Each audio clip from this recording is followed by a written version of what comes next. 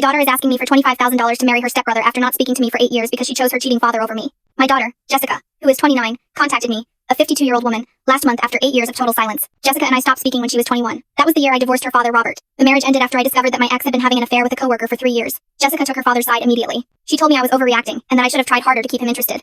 She blocked me on everything. After the divorce, I moved to another city. About 4 years ago, I met Paul, who is 56 and owns a chain of hardware stores.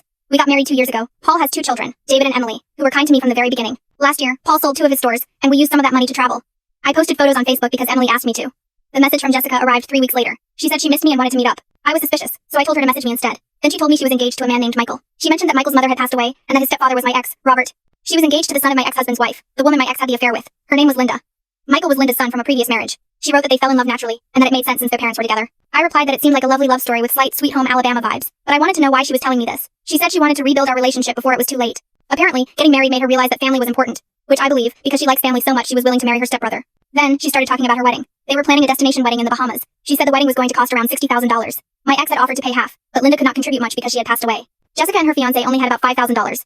Then she finally dropped the reason she contacted me. She asked if I would be willing to pay the remaining costs of the wedding, about $25,000. She also asked if I could cover a honeymoon similar to the trip I took with my husband. I do not usually use emojis, but I sent the laughing face with tears. She replied that the wedding was important to her, and she thought I would want to help. I asked if I would still be invited if I refused to pay. She said I did not have to answer immediately, but not to take too long because they had to make deposits. I told her not to expect an answer soon, because something involving that much money requires years of thought. She started saying she was young and stupid back then, and that her father had influenced her. I told her that she had her chance and ruined it. She kept texting that I was being selfish and that Paul would not even notice $25,000 missing. My stepdaughter Emily and stepson David found out and were shocked. Jessica kept sending messages, saying I owed her because I divorced her father and ruined her life. She said if I did not help, it confirmed I never loved her. 2 weeks passed, until Jessica sent me a photo of her wedding dress. She had put down a deposit with money she did not have. She said if I did not help, she would lose the deposit. I told her I did not see how that was my problem. Update 1.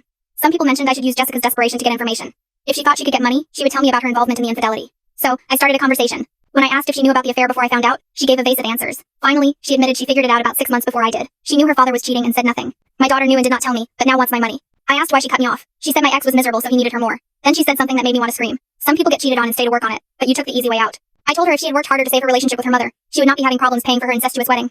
She started crying. She said the cost was now closer to $70,000. I told her I was not interested in helping. She asked what she could do to stop me from hating her. I said nothing. I just wanted to know what kind of daughter I had. I told her she was barking up the wrong tree. Update 2. My stepson David said he was bored and wanted to meddle a little. He told me his plan to contact my daughter's fiancé Michael. At first I was unsure, but after Jessica insulted me again, I gave David the green light. David arranged to meet Michael in person.